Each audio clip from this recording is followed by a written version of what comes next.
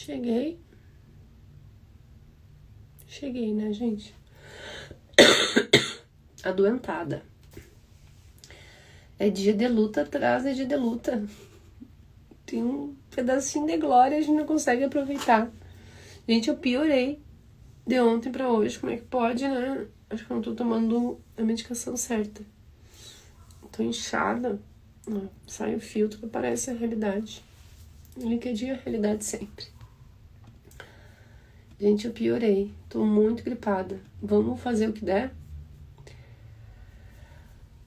Eu não quis faltar pra gente não perder nossa sequência aqui, tá? Mas eu tô pegando na mão de Deus hoje. Sem fone, meu fone descarregou, tá carregando lá na sala. E vamos seguindo no nosso caminho. Vamos ver o que eu consigo fazer hoje, tá? Tô sem luz hoje. Tô desiluminada. Deixa eu ficar aqui. Não vai ficar tão ruim. Peraí. Mas tô muito... Sinusite me pegou de jeito. Vamos lá. Acho que agora deu certo. Ai, vamos lá, gente. Vamos lá. 22ª temporada, ao vivo no Instagram e no LinkedIn. Gravada no youtube.com/marigaida. Quem tá comigo no LinkedIn, tô no Instagram também, gente, mariana.gaida, vocês me encontram lá, tá? Vamos entregar conteúdo, que é pra isso que eu tô aqui com vocês. E nessa 22ª temporada a gente tá falando sobre entrevista.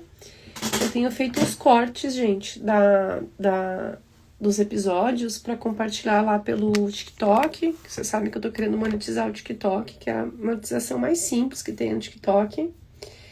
E tá sendo bem legal, gente, tanto no TikTok quanto no Instagram.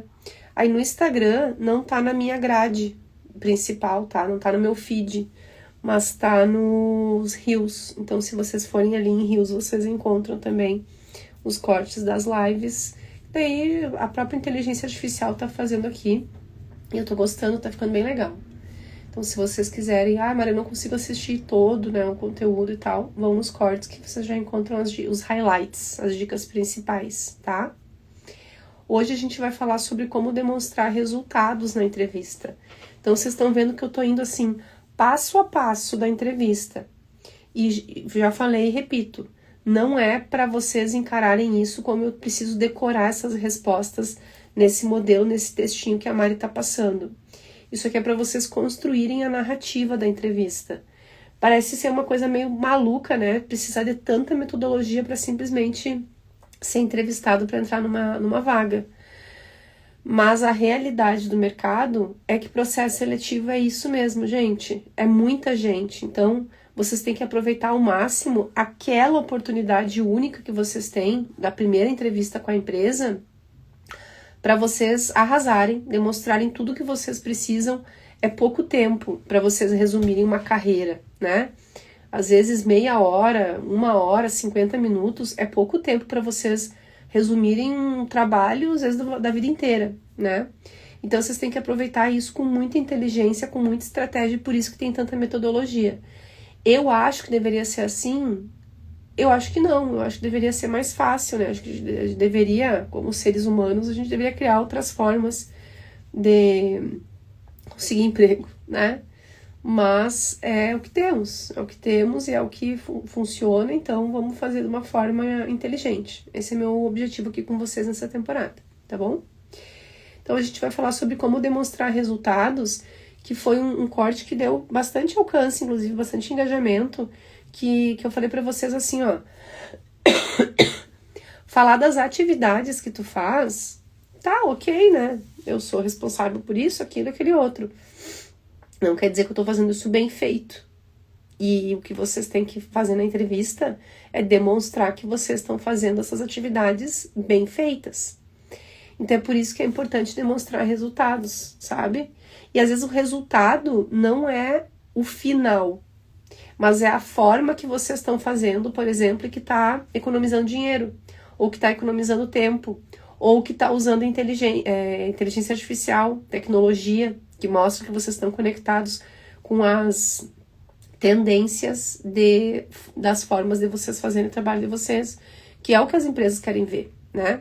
O que a gente quer ver é alguém que vai economizar dinheiro, que vai economizar tempo, que vai aumentar a satisfação do cliente, em RH que vai aumentar a satisfação do funcionário, né? É isso. Então, às vezes o resultado não é o final, o resultado é o processo também, né? É um resultado de uma ação que vocês tiveram. Ah, porque eu mudei aquele processo que era feito na empresa de um jeito X e a gente passou a fazer de um jeito Y, a gente conseguiu resultados muito melhores de satisfação do cliente, por exemplo. Então, o indicador é a satisfação do cliente, mas o resultado do trabalho de vocês está baseado naquele processo que vocês desenvolveram. E é o que a gente vai falar agora, tá? Primeira dica, use números sempre que possível. E aí, quando a gente está falando em números, é para vocês darem a proporção do impacto que vocês tiveram na empresa. Que eu contei para vocês ontem, que eu fiz o report aqui do primeiro trimestre da Uncover. A gente tinha, quando eu fiz o report, contratado 55 pessoas. Eu tô considerando datas de início ainda em abril, né? Sendo que em maio já tem uma galera que vai chegar. E que a gente fez o processo seletivo inteiro durante o mês de abril, por exemplo, né? Às vezes até antes, né? Tem gente que a gente entrevistou lá em fevereiro e vai começar só em maio, às vezes acontece. O talento é muito bom, a gente espera o cara ter disponibilidade. Flávio, seja bem-vindo no Insta. Então, eu consigo dar uma ideia da proporção do trabalho que eu tô fazendo aqui usando números. Eu contratei 55 pessoas no primeiro trimestre na Uncover, contra 57 no ano passado inteiro. Então, vocês conseguem ter uma visão de como que é o ritmo do meu trabalho. Do trabalho do meu time, das entregas que a gente está fazendo. Entenderam? Então, é por isso que é importante vocês usarem os números. Então, isso vai muito de área para área. Eu estou falando aqui dos números de RH, que é o número de contratações. Quais são os outros indicadores que eu uso? Tava com isso aberto aqui agorinha. Deixa eu ver se eu encontro.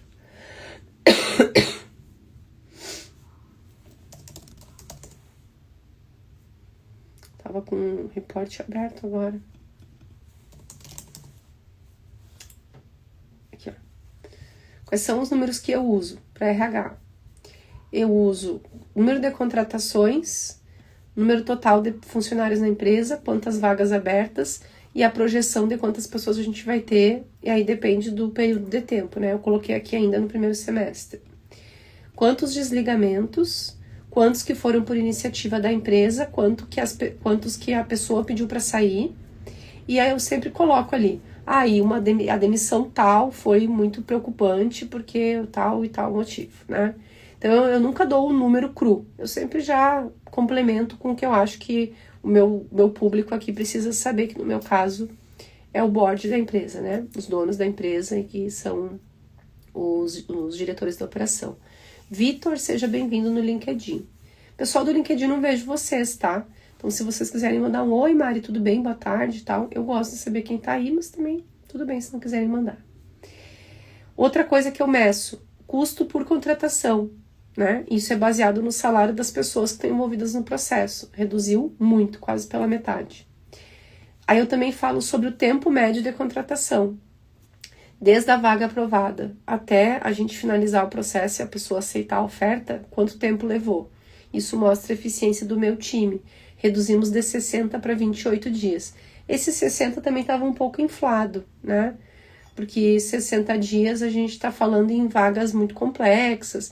Aí tudo isso influencia na análise do número. Lucas, seja bem-vindo no Insta. E alguém me mandou um oiê lá no LinkedIn, mas não apareceu ainda no evento, apareceu só no estúdio, eu não sei quem é, tá como LinkedIn User. Sejam bem-vindos, pessoal, em todos os canais. Hoje eu tô... Mel, seja bem-vinda, Mel. Hoje eu tô ruim de gripe, gente. Até minha voz, vocês estão vendo? Eu tô com energia lá no pé. Esse feriado vai ser excelente pra eu me recuperar. Tudo que eu preciso é cama, Netflix, chazinho. É isso que eu tô precisando. Outro indicador que eu uso é retenção. Eu acho essa palavra meio forte, retenção. Parece que a gente tá segurando a pessoa dentro da empresa, né? O que a gente tem que fazer é promover uma boa experiência, proporcionar uma boa experiência para o funcionário novo, para garantir, novo e o que está em casa já, né? Para garantir que eles queiram ficar. Daí eu acho que retenção não é a melhor tradução que a gente já tenha feito de termos em inglês para o português. Mas daí eu meço aqui. Pessoas que a gente perdeu no período da experiência, nenhuma, a gente não teve nenhuma perda no período de experiência recente, o que significa que a gente contratou bem o processo seletivo recrutamento, a etapa de recrutamento e seleção foi boa, a gente não errou no processo seletivo, e significa que estavam alinhadas as expectativas da pessoa antes dela entrar na empresa com o que ela encontrou quando ela começou como funcionária. Thiago, seja bem-vindo. Tivemos 4 perdas de pessoas-chave, né? Isso é um número relevante. E pessoas-chave não é só liderança, tá? Né? Assim, tem gente que usa o cargo de confiança como padrão para falar sobre pessoas-chave, né? Quem tem cargo de confiança é uma pessoa-chave que não pode sair da empresa e tal. Mas às vezes eu tenho uma pessoa que nem tem cargo de confiança, que não é líder, mas que principalmente para tecnologia, né? Eu falo da minha realidade aqui que eu tenho propriedade para falar. É uma pessoa que está envolvida no desenvolvimento de uma ferramenta no produto, que é um negócio muito importante, que vai ser muito importante pro usuário final. Eu não posso perder esse cara é chave. Thiago, Karina, Rodrigo, Felipe, todos sejam muito bem-vindos no Insta. Então, assim, tem pessoas-chave, é um conceito amplo, depende muito da empresa. E é isso, tá? Esses são os números que eu apresento trimestralmente, né? Quais são os números que vocês vão poder apresentar durante o processo seletivo? Os números que têm a ver com a função de vocês. Eu sou do comercial, quanto que eu vendi? Quantos clientes eu consegui fechar contrato? Quanto que eu reduzi o custo de aquisição de clientes? O CAC, que a gente chama, né? O custo de aquisição de novos clientes. O que faz parte do custo de aquisição de novos clientes? Ferramentas de vendas que eu estou usando. Tem umas ferramentas de inteligência artificial muito legais que o pessoal de vendas usa, que elas são para achar número de telefone, e-mail dos profissionais que trabalham nas empresas, por exemplo, que a gente quer que sejam nossos clientes. Tô falando de B2B, tá? Business to business. Empresas que vendem produtos ou serviços para outras empresas. Isso é custo de aquisição. Custo de marketing também entra no custo de aquisição. Fazer propaganda, fazer publicidade do meu produto, do meu serviço, também entra no custo de aquisição. É o custo que eu tenho para o cliente me conhecer e querer comprar meu produto, querer usar meu serviço, né? Então, depende, tá, gente? Mas usem números sempre que possível. E tem que ser jogo rápido, tá? Eu até ontem, eu tava zapeando no Instagram, tarde da noite já. Deixa eu puxar o Insta pra essa tela aqui. Eu tava zapeando no Instagram e passou por mim uma publicação bem legal. 4 respostas brasileiras que eliminam engenheiros na entrevista alemã. É um conteúdo do Gustavo Lima, o arroba dele é @dica do Gustavo. Eu não sei o que ele faz exatamente, se ele é brasileiro e trabalha na Alemanha, mas eu gostei muito do post. E aí ele falou, na primeira, que foi a que a gente falou ontem, me fale um pouco sobre você, ele botou assim, me fale um pouco sobre você. O que é o errado? Sou formado em engenharia, tenho 5 anos de experiência e gosto de trabalhar em equipe. O que é o certo? Engenheiro mecânico, 5 anos em linha automotiva. No último projeto, reduzi em 22% o downtime de uma célula. Quero aplicar isso na cadeia de EV, que é o foco de vocês. Olha que legal. Então, ele traz um fato, traz um número e traz a conexão com a vaga. Eu achei sensacional, tá? Eu vou até ver como é que eu faço para repostar para vocês, se eu reposto só nos stories, mas eu achei sensacional. Ele já trazer a conexão com a vaga no Fale Sobre Você, sabe? Achei um jeito bem... E o alemão, ele é muito direto, né? Tem uma pessoa que eu acompanho há anos já, que fazia vlogs, assim, tinha uma época que eu consumia bastante conteúdo no YouTube, né? E eu gostava muito dos vlogs dela, e num dos vlogs, brasileira, morando na Alemanha, Ela falou que lá é comum tu convidar a pessoa pro teu aniversário e ela te perguntar, o que tu quer que eu leve de presente? E que as pessoas respondem mesmo, sabe? Tô precisando de uma calça jeans, tô precisando de um não sei o que pra cozinha, um escorredor de massa, sei lá, de macarrão, sabe? Que é normal as pessoas perguntarem, boa tarde, Pedro, boa tarde no LinkedIn. Não sei porquê, gente, no estúdio tá aparecendo os comentários de vocês, mas no evento não tá. Por isso que eu fico olhando aqui pra todo lado. A Bia chegou lá e me deu um oiê. Oi, Bia, seja bem-vinda. É normal. Então, o alemão, sabe por quê que eles fazem isso? Porque eles querem que o presente que eles deem pra você, pra ti, seja realmente útil. Seja realmente uma coisa que tu estava precisando. E eu achei tão legal isso, sabe? Eu gostaria que a gente tivesse essa cultura aqui no Brasil também. Em relação ao presente, sabe? Ser um negócio mais prático, mais direto, mais, sabe? Sincerão, assim. Eu gostei disso. Já que seja bem-vinda no Insta. Vamos chegando, gente. Segundo ponto, traga exemplos concretos. Que foi o que eu falei no início. Se eu falar assim, eu faço isso e aquilo, eu sou responsável por tal e tal e tal e tal coisa. Isso não quer dizer que eu tô fazendo um bom trabalho nessas coisas que eu sou responsável. Então, tragam exemplos concretos. Eu sou responsável por isso, isso e isso. E, inclusive, implantei um sistema. Eu trabalho com automação para RH. Eu uso inteligência artificial no meu processo de automação de RH. Inclusive, criei um bot, assim, um chatbot para o time, não sei o que lá, usando tal ferramenta. Tragam exemplos. Isso traz veracidade para o discurso de vocês. A empresa acredita mais que vocês realmente estão entregando aquilo, sabe? Porque dizer assim, eu trabalho com inteligência artificial para RH. Tá, mas quais ferramentas que tu já usou? ChatGPT. Isso não é inteligência, isso não é automação, gente, tá? Não é automação para RH. Eu tô falando de RH que é o exemplo mais próximo, né? Apliquem aí as carreiras de vocês. Terceira dica pra gente encerrar, que eu vou sair daqui e vou aproveitar meu intervalo de almoço para fazer uma inalação. Mostre impacto no negócio. Eu tô aqui na Ancover desde 2023, gente, vai fazer 3 anos já que eu tô aqui na Ancover, né? Nós crescemos de 23 para 147 ou 48 pessoas que a gente está agora e devemos, como eu falei, bater 200 funcionários até o fim do primeiro semestre, né? Até julho ali. É muito impacto, gente. Aconteceu muita coisa aqui, tá? E tem muita coisa que eu fazia lá em 2023 que a gente usa até agora. Porque foram processos que eu construí para a gente conseguir escalar, não importasse o tamanho que a empresa ia ter. Muitas outras coisas já caíram, tá? Muitas outras coisas não funcionam mais. A gente fazia avaliação de performance trimestral com Google Forms. Até as 80 pessoas funcionou. Depois das 80 pessoas o sistema começou a ruir. Porque a própria ferramenta do Google Forms não me dá mais assistência. A ferramenta não suporta tanta coisa. Tantos dados, tantos cargos, tanta gente usando, sabe?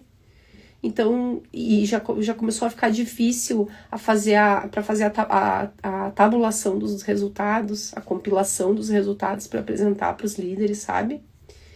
Já que não sei se eu já te dei boa tarde, oi, boa tarde. Seja bem-vinda. Hoje eu tô fora, gente.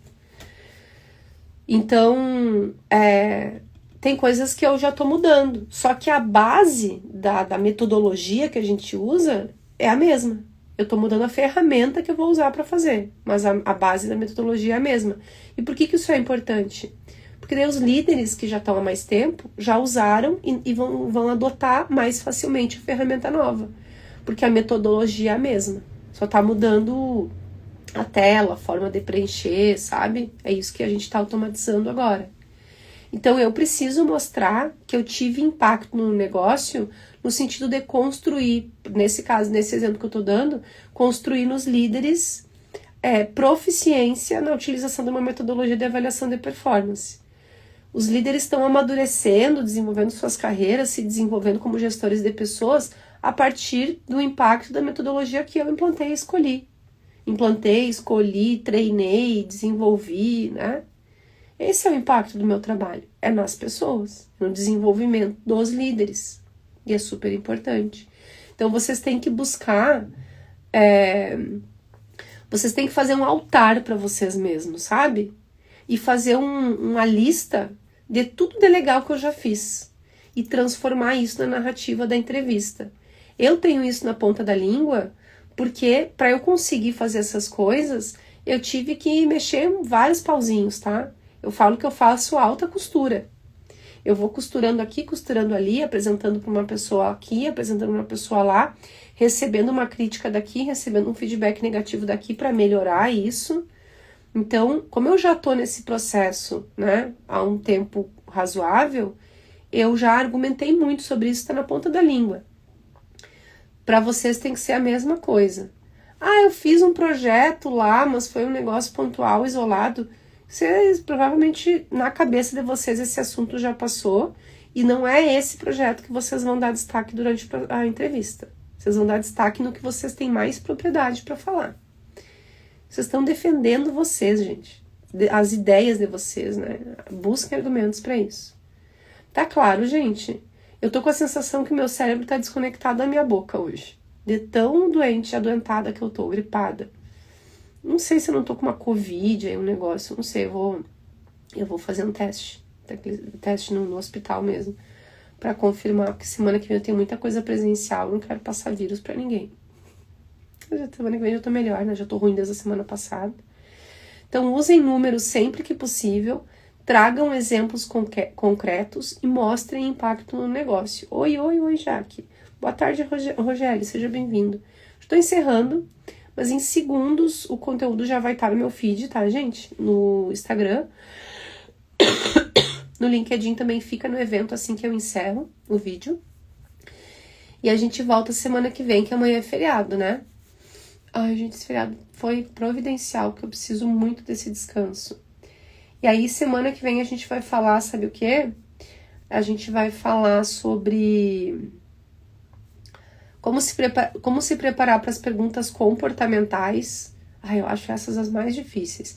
Como lidar com perguntas difíceis, como falar de pontos fracos, como se posicionar sobre salário. Isso é uma dúvida que vocês sempre me trazem. A gente tem vergonha de falar de dinheiro, né? Boa tarde, Rogério. A gente tem vergonha de falar de dinheiro. E como se comportar em entrevistas online. A gente falou sobre as offline, acho que foi o Rodrigo que perguntou sobre entrevistas, se eu preferia presencial ou online. Eu só faço online, né? Faz uns 4 anos já que eu não faço entrevista presencial. Mas a gente bate esse papo na semana que vem. Will, seja bem-vindo, eu já tô de saída, mas o conteúdo vai estar fresquinho aí em segundos, beleza? Como sempre, um prazer imenso estar com vocês, não com muita saúde hoje, mas com a motivação, engajamento e o compromisso de sempre. E a gente se vê na segunda-feira, um excelente feriado e um excelente final de semana para vocês, gente. Obrigada. Muito obrigada pro pessoal do Instagram. Vejo vocês na segunda-feira.